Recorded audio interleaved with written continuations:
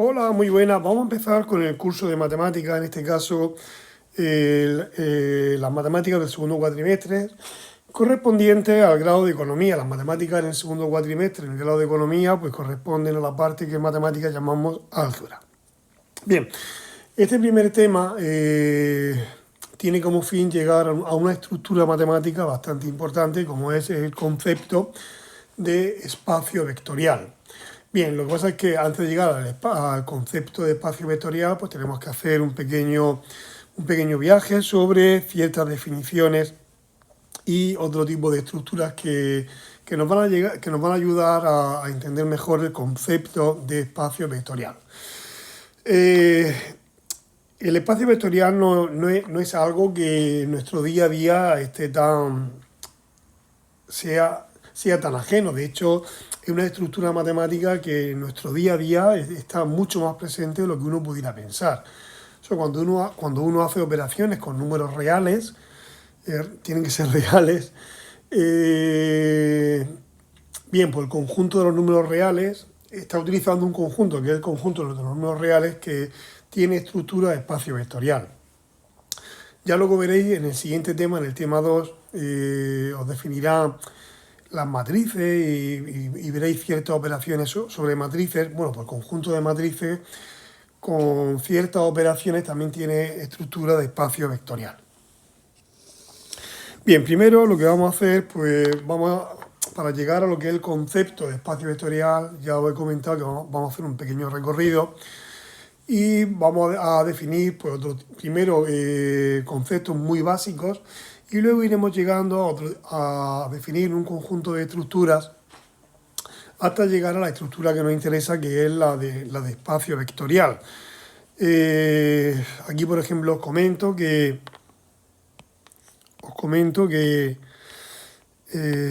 los vectores, por ejemplo, y las matrices desempeñan un papel fundamental en la literatura económica.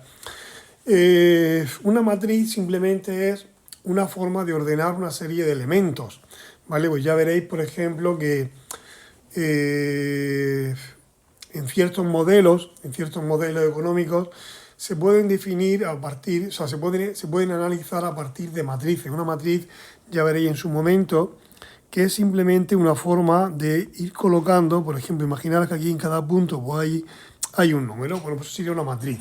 Una matriz simplemente es una forma de colocar números, o sea, de colocar información. O sea, en cada posición, pues aquí podéis, por ejemplo, un número, ¿vale? Entonces esta matriz tendría dos filas y tres columnas. Bueno, pero ya llegaremos al concepto de matriz en el tema 2.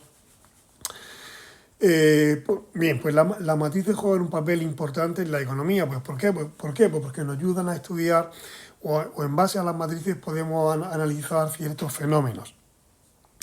Los vectores también son elementos muy importantes en la economía. Un vector simplemente es, por ejemplo, un vector podría ser esto, ¿vale?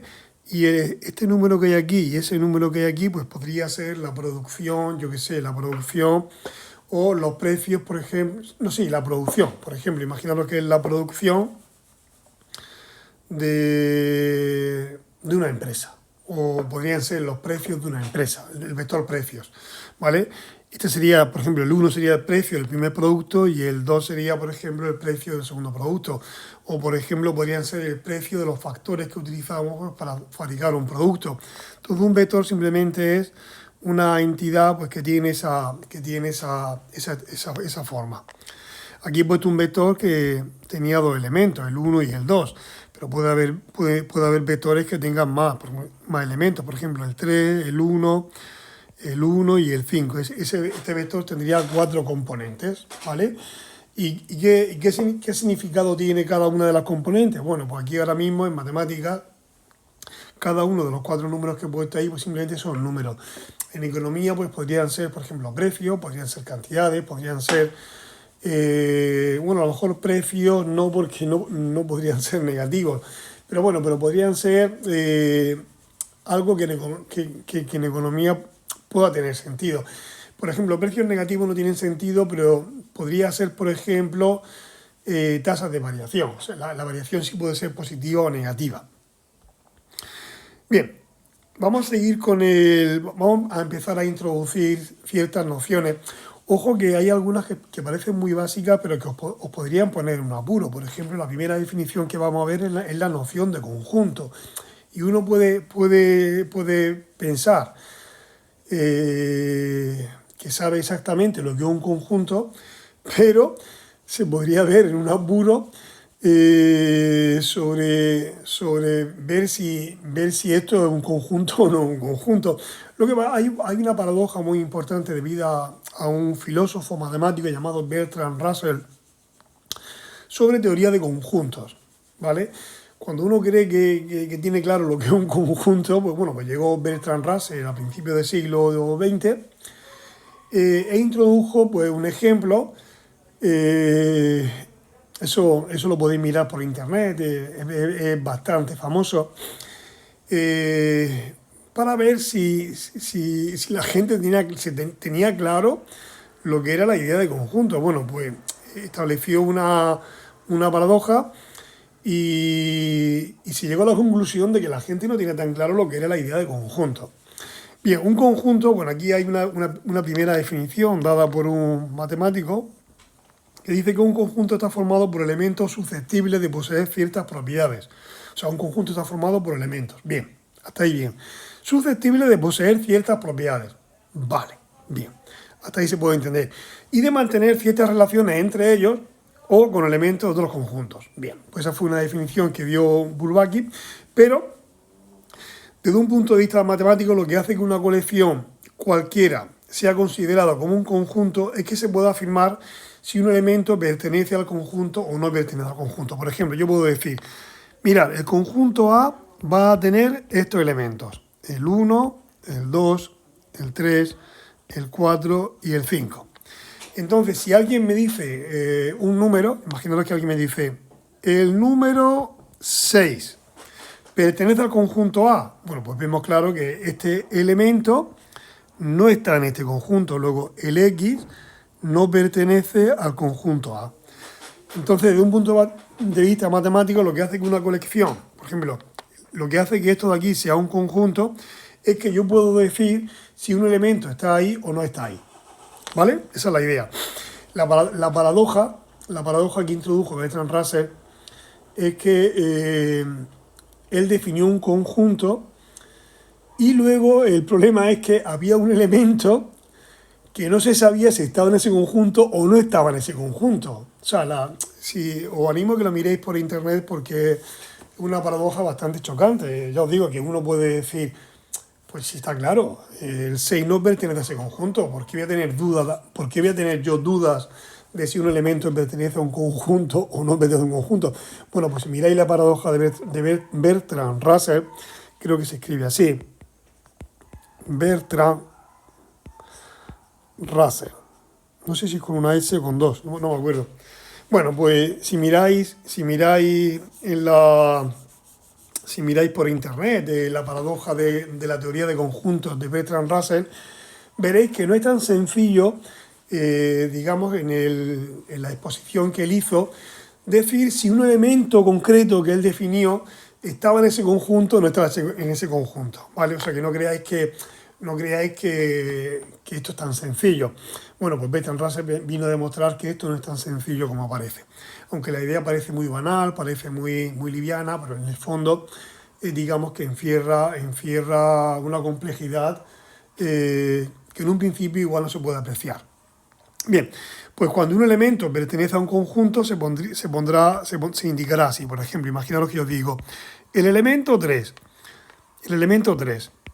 ¿pertenece al conjunto A? Pues sí, porque el 3, si os dais cuenta, está aquí. Entonces se dice que el elemento X, en este caso el 3, pertenece al conjunto A.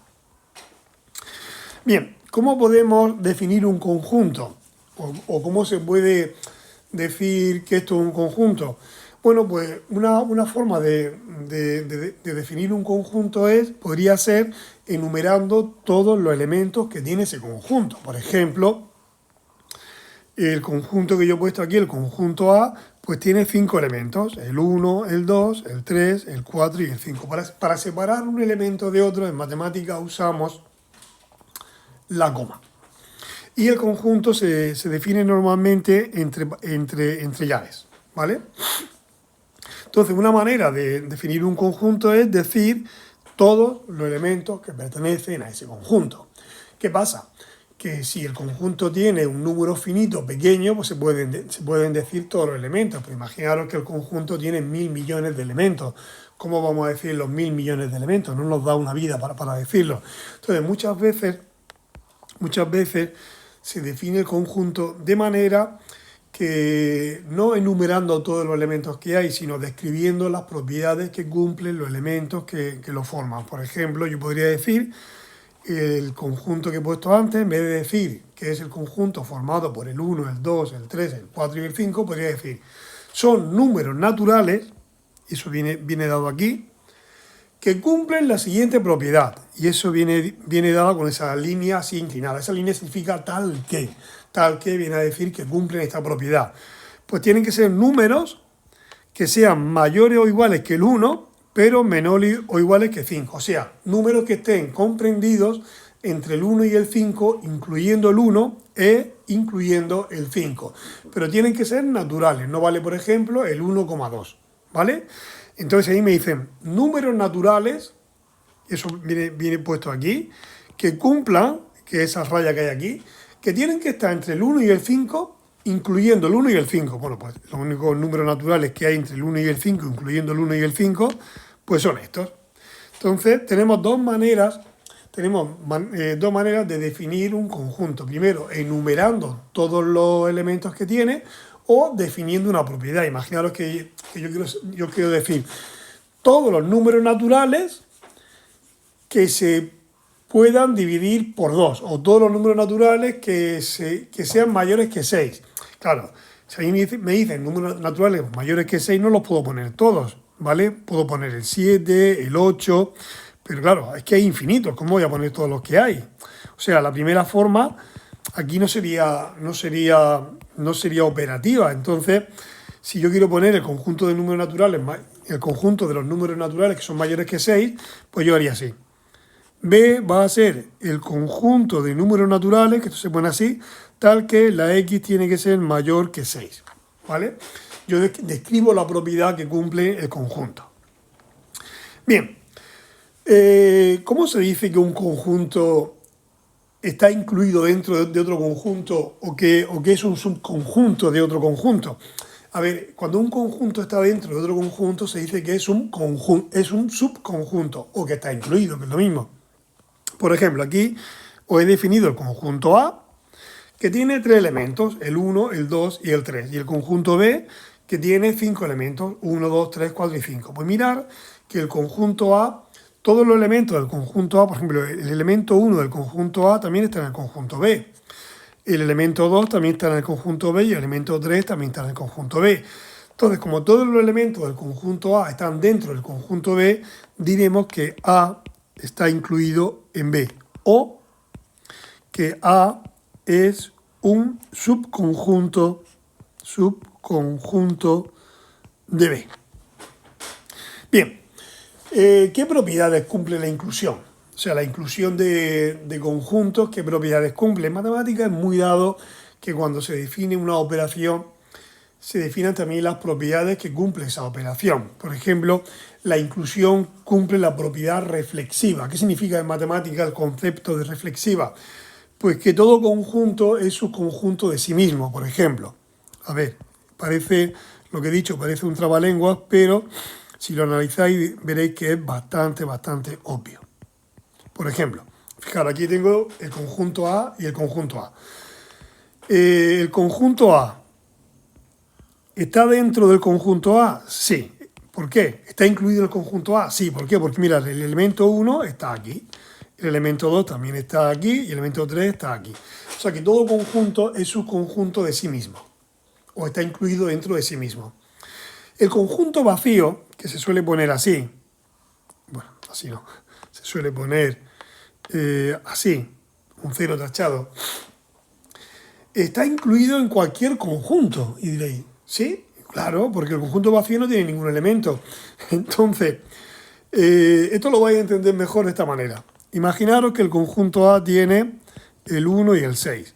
Y el conjunto B pues tiene el 1, el 2 y el 5. Y os pregunto, ¿el conjunto A está incluido en el conjunto B?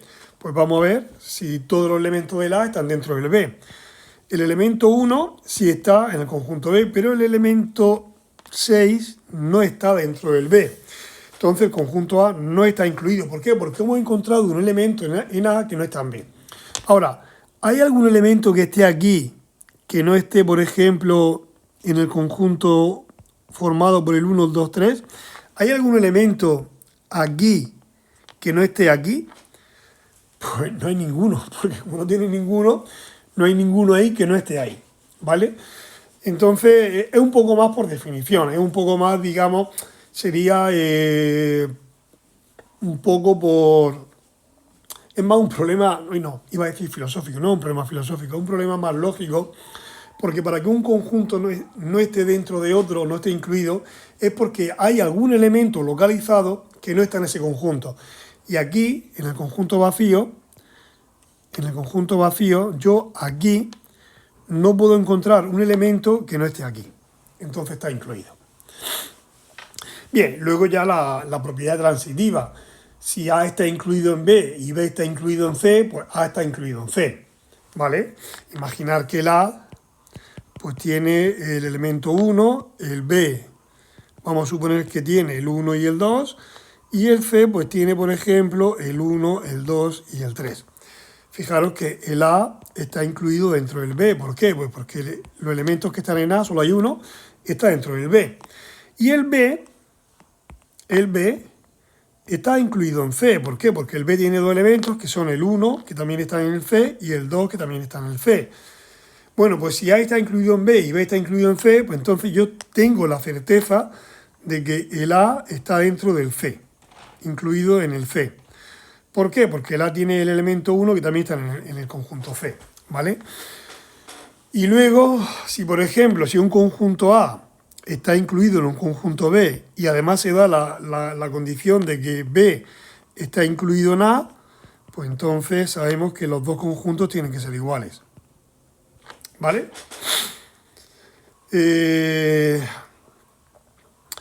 Bien, además, cuando uno se introduce cuando uno se introduce, bueno, voy a poner un ejemplo donde veáis más claramente esto. A ver si puedo copiar una página, a ver si me deja aquí, por ejemplo, copiar fondo, y voy a ir, por ejemplo, estaba viendo, creo que aquí, no, aquí. Vale, pues voy a pegar. Mirad. Imaginaros que voy a demostrar que si A está incluido en B y B está incluido en A, entonces se llega a que A y B son dos conjuntos iguales. Por ejemplo, mirad. Imaginaros que el conjunto A está formado por el 1, 2, 3 y el conjunto B está formado por el 1, 2, 3 y 4. Vamos a demostrar que no son iguales. Vemos que el A está incluido dentro del B. ¿Por qué? Pues porque fijaros que el 1 está en el B, el 2 también está en el B y el 3 también está en el B. Eso me llega a esta afirmación. Sin embargo, el B no está incluido dentro del A. ¿Por qué? Mirad, el conjunto B tiene el 1, que sí que está en el conjunto A, el 2 está en el conjunto A, el 3 está en el conjunto A, pero el 4 no está en el conjunto A, ¿vale? Entonces, B no está incluido en A. Entonces, no podemos asegurar, con esto, podemos asegurar que A no es lo mismo que B, ¿vale?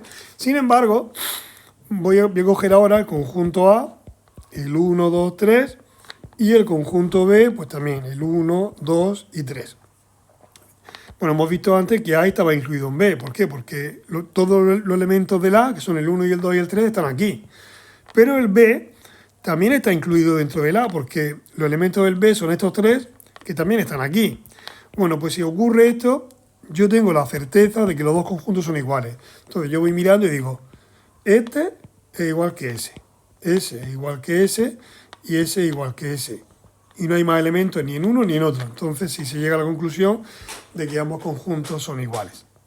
Bien, el concepto, por ejemplo, de cardinal de un conjunto. El cardinal de un conjunto nos viene a decir el número de elementos que tiene ese conjunto. Por ejemplo, este conjunto de aquí, el conjunto A, tiene 3 elementos. Luego su cardinal será 3. Y luego el conjunto de las partes de un conjunto, ese lo vamos a ver aquí en un ejemplo. El conjunto de partes, por ejemplo, imaginaros que el conjunto A tiene estos 3 elementos, el A, el B y el C. Bien, pues el conjunto de todas las partes de ese conjunto son todos los subconjuntos que se pueden hacer de aquí. Por ejemplo, al conjunto de partes de un conjunto se le suele poner así, P de partes y entre paréntesis el conjunto de partidas. Bien, vamos a ver todos los subconjuntos que podemos sacar de aquí. Pues primero el conjunto vacío. El conjunto vacío siempre es subconjunto de cualquier conjunto. Ya lo vimos antes. Luego, de ahí, del conjunto A se pueden sacar subconjuntos que tengan un elemento. Por ejemplo, que tengan el elemento A solo, es un conjunto formado por el elemento B y es un conjunto formado por el elemento C. También podemos hacer subconjuntos que tengan 2 elementos. Por ejemplo, el A y el B, el A y el C, o por ejemplo, el B y el C. El B y el C. Y también puede ser formado por los 3, el A, el B y el C. Y ya no hay más. O sea, yo de aquí no puedo sacar ningún subconjunto que no haya puesto aquí. ¿Y cuánto hay? Bueno, pues hay una fórmula para saber si lo hemos puesto todos o si nos falta alguno. Si el conjunto original tiene 3 elementos, pues el conjunto de las partes de ese conjunto, ¿cuántos elementos tendrá? Siempre va a tener estos 2 elevado al número de elementos que tenga el conjunto original. Por ejemplo, en nuestro caso, el conjunto original tiene 3 elementos. Bueno, pues el conjunto de las partes de A pues tiene que tener 2 elevado a 3, que serían 8 elementos. A ver si es verdad, vamos a contarlos. 1, 2, 3, 4, 5, 6, 7 y 8. Bien. Vamos a seguir avanzando y vamos a ver ahora el conjunto de operaciones que podemos hacer con 2 conjuntos.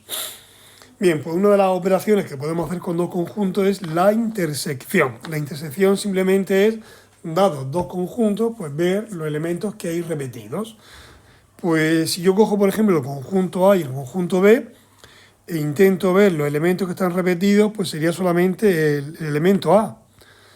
Porque los otros 3 del A, el B, el C y el D, no están en el B. O sea que la intersección simplemente estaría formado por el elemento A. Ojo que podría ser que 2 conjuntos no tuviesen ningún elemento en común. Por ejemplo, imaginaros que el conjunto C está formada, pues, por ejemplo, por la E, la I y la O. Si yo quiero hacer, por ejemplo, la intersección de A y C, como no tienen nada en común, pues sería el conjunto vacío. O sea que la intersección siempre va a salir un conjunto. Puede ser que tenga elementos o que no tenga elementos, ¿vale? Si no tiene elementos, pues será el conjunto vacío. Otra operación que podemos hacer sería la unión de 2 conjuntos. Unir 2 conjuntos, el símbolo de la unión. No lo he dicho antes, pero la intersección se indica con este símbolo, ¿vale? Se denota así. Mientras que la unión se indica con el simbólico, o sea, el símbolo al revés. Entonces, ¿cómo se unen 2 conjuntos? Unir significa juntar. Pues tengo que poner, si yo quiero hacer la unión, pues tengo que unir todos los elementos de un conjunto con los elementos del otro. Ahora, si hay alguno que esté repetido, solo se pone una vez. Entonces, el conjunto A tiene el 1, el 2, el 3, el 4 y el 5. Pues lo he puesto aquí. 1, 2, 3, 4 y 5. El B tiene el 2, que ya lo he puesto aquí. No hace falta que lo ponga. El 4, que ya lo he puesto aquí. No hace falta que lo ponga. Luego tiene el 6 y el 8. Pues el 6 y el 8. Entonces, la unión pues, vendría a estar formado por estos elementos que hay aquí. Fijaros que hay elementos que están repetidos y solo lo he puesto una vez. Bien, pues la intersección, recordad que cuando se definía una operación, pues muchas veces también se define qué propiedades cumple esa operación. Bueno, pues la intersección cumple la propiedad conmutativa y la unión también. Por ejemplo, imaginaros que yo tengo que hacer la unión del A y el B, siguiendo el A y el B los conjuntos que tengo aquí. Pues la unión del A y el B, pues voy a poner primero los que están en el A, que son A, B, C y D, y le tengo que unir los que están en el B, que serían B, D y E. El B y el D ya están puestos, solo me falta el E. Ahora, si hago B unión A, pues primero pondré los del B, que son B, D y E, y le tengo que unir los del A. Pues el A, el B no, porque ya lo he puesto, el C y el D no, porque ya lo he puesto. Entonces, fijaros que todos los elementos que están aquí están repetidos aquí, no importa el orden. Entonces, aquí, pues la unión vemos que cumple la propiedad conmutativa, o sea que no importa el orden en el que se ejecute la unión. La intersección también cumple la propiedad conmutativa. A ver, ¿qué elementos hay repetidos en A y en B? Pues el B y el D. El B y el D. ¿Y qué elementos hay repetidos en B y en A? Pues lo mismo, el B y el D. Bueno, dos conjuntos son complementarios. Dos conjuntos son complementarios, son dos conjuntos B y C, son dos conjuntos B y C de un conjunto A son complementarios si cumplen las dos siguientes propiedades. Primero, es que no tengan nada en común. Eso es muy importante. Y segundo, es que si yo uno los dos conjuntos, me tiene que dar el conjunto A. Por ejemplo, imaginar que el A está formado por el 1, el 3 y el 5. El A, por ejemplo, va a ser el 1, 2, 3, 4, 5 y 6. Y entonces, el B va a estar formado por los impares.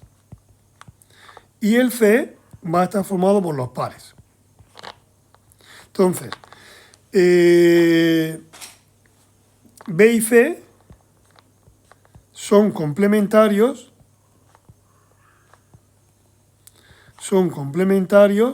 de A. ¿Por qué?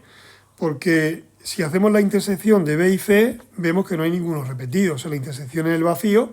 Y si yo, por ejemplo, uno B unión C, pues los del B serían el 1, el 3 y el 5, los del C serían 2, 4 y 6, y si os dais cuenta, este conjunto que hay aquí pues coincide con el conjunto A.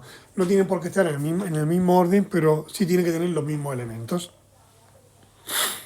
Aquí, por ejemplo, os doy el conjunto, al conjunto grande, al conjunto A, se le suele llamar conjunto universal. Por ejemplo, aquí me dan este conjunto, que es el conjunto universal, y luego de ese conjunto me dan dos subconjuntos. Uno va a ser el A y otro va a ser el B. Entonces, por ejemplo, si a mí me dicen, si yo pongo esto, lo que digo, a esto en matemáticas se le llama complementario de A. El complementario de A sería un conjunto que tiene que tener todos los elementos que no estén en A. O sea, si el conjunto A tiene el elemento A, B, C y D, pues tengo que buscar todos los que estén aquí y que no estén en el A. Pues el E y el F. ¿Vale? Porque el conjunto A estaba formado por el A, el B, el C y el D. ¿Vale? Y el conjunto E pues está formado por A, B, C, D, E y F. Entonces, estos cuatro ya están aquí, o sea que le faltan estos dos. Bueno, pues el complementario de A está formado por los que le faltan al A. El complementario del B, pues si el B tiene a B, D y E, ¿qué le falta al B? Pues le faltaría el A. El A no está en el conjunto B. A ver, le falta el A, el B no, le faltaría el C y le falta el F. Pues el A, el C y el F. ¿Vale? Y ya luego pues podéis hacer la unión de esto, la unión, la intersección. Por ejemplo, ¿cuál sería ¿Cuál sería, por ejemplo, la unión de A y B complementario? El A estaba formada por A, B, C y D. A, B, C y D, A, B, C y D. Y el B complementario, pues hemos visto que estaba formado por el A, el C y el F. Si yo quiero hacer la unión de estos dos, pues primero pondré los que están en el A, que son A, B, C y D, y le voy a añadir los que están en el B complementario, pero sin repetir. El A ya está repetido, el C está repetido, solo faltaría el F, ¿vale? Y si me preguntaran, por ejemplo, A complementario B, A complementario intersección B, ¿cuánto vale eso? Bueno, pues el A complementario está formado por el E y el F, y el B no me acuerdo. El B estaba formado por B, D y E. B, D y E. Entonces, ¿qué hay repetido? Repetido en el A y en el B complementario. Pues yo solo veo la letra E. O sea, estaría repetido la letra E. Bien. ¿Qué se entiende por producto cartesiano? Bien, se llama producto cartesiano de dos conjuntos. Imaginad que son el conjunto A y el conjunto B, al conjunto formado por todos los pares ordenados. Ahora explicaré lo que significan pares ordenados, que se pueden formar eligiendo primero un elemento de A y segundo un elemento de B. Bien, normalmente, para ver esto se podría ver así. Se dibuja como una especie de ejes de coordenadas y entonces en el eje horizontal pues ponemos el primer conjunto, ¿vale? El A. Y en el eje, en el eje horizontal el primer conjunto. Y en el eje vertical colocamos el segundo conjunto. Bien, entonces en el eje horizontal voy a poner los elementos que forman el conjunto A, que son el 1,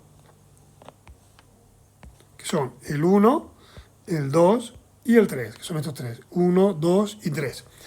Y en el otro, pues pondremos los que están en el conjunto B, que son el 4, el 5 y el 6.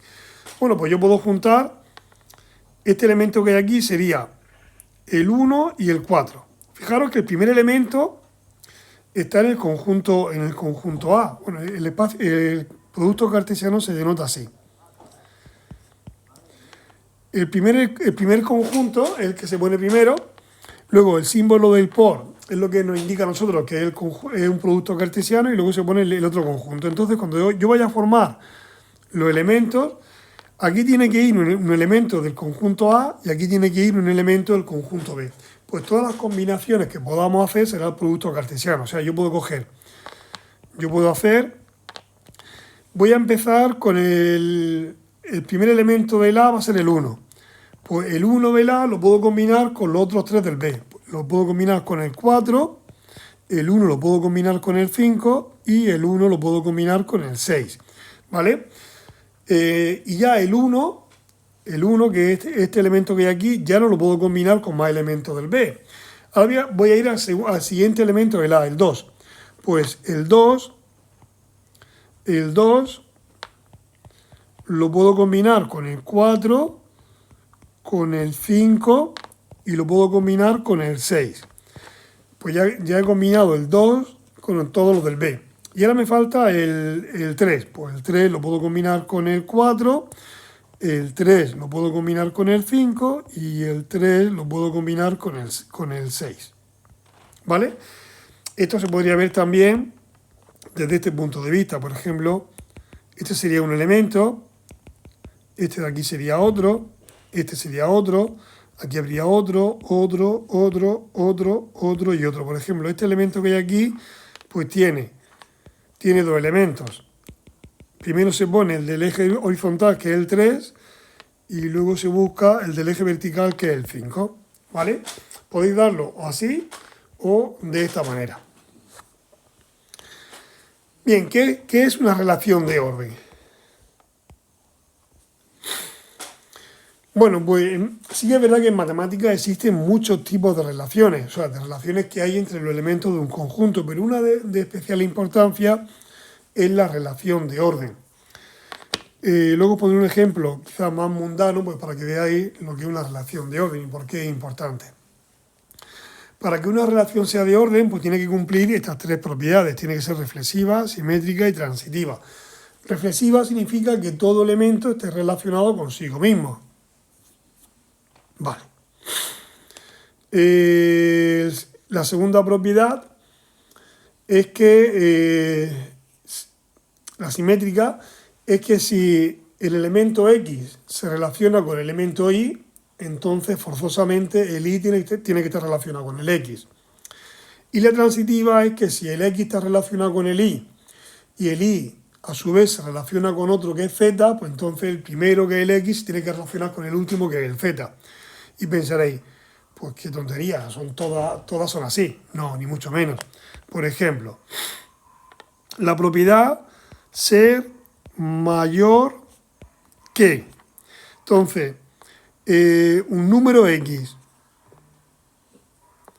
es mayor que sí mismo, que X. Por ejemplo, ¿el 5 es mayor que el 5? No.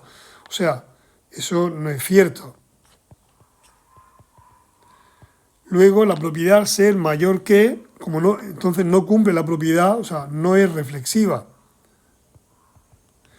O sea que ser mayor que no es una relación de orden. ¿Vale? Imaginaros que la propiedad va a ser ahora ser igual que. Ser igual que. Entonces, el X es igual que X. O sea, 5 es igual que 5, 6 es igual que 6, sí. O sea, obviamente aquí es sí. Entonces, se cumple la propiedad reflexiva. Luego, si el X es igual a Y, entonces se cumple que la Y es igual a X. Sí, si el 5 es igual al 5, pues el 5 es igual al 5. Esta la voy a ver mejor.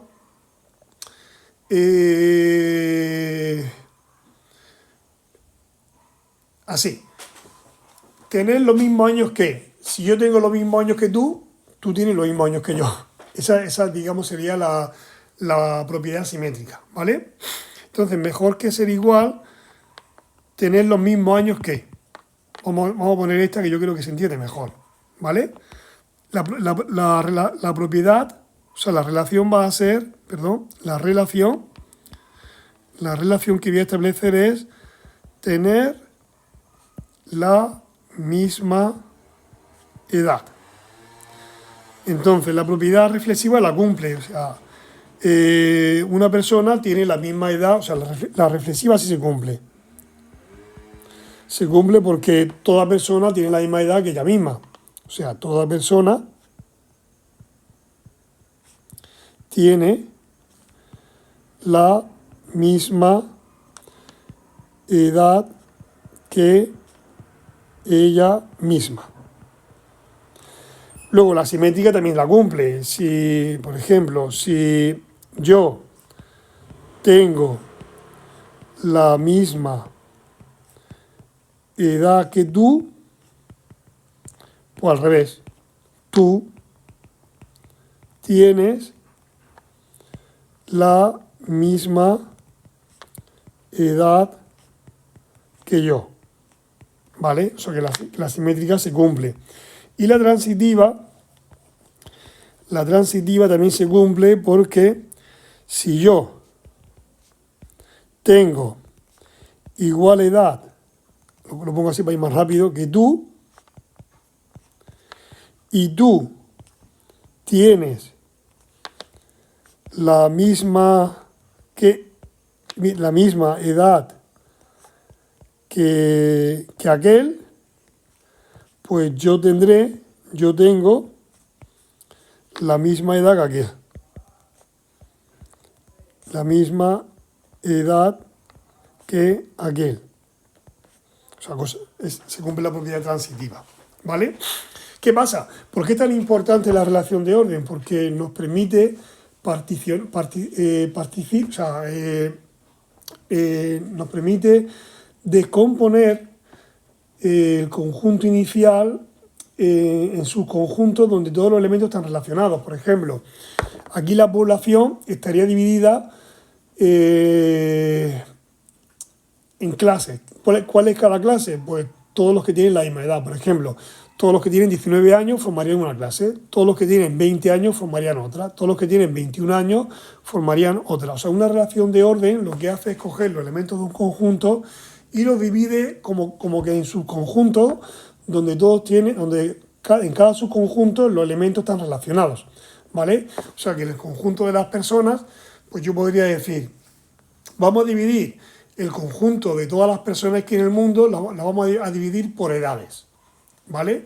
Entonces, en el primer conjunto, pues estarían todas las personas que tienen 0 años. En el segundo conjunto, pues todas las que tienen 1 año. Y así, pues hasta que encontremos la persona o las personas que tienen más años. No sé cuál es la edad de la persona que pueda tener más años del mundo, pero vamos a suponer 110. Bueno, pues el conjunto, el último conjunto, pues estaría formado por todas las personas que tienen 110 años, ¿vale? Por eso es tan importante la relación de orden, porque nos coge el conjunto inicial y nos lo descompone en una serie de conjuntos donde cada uno de ellos, los elementos, están relacionados.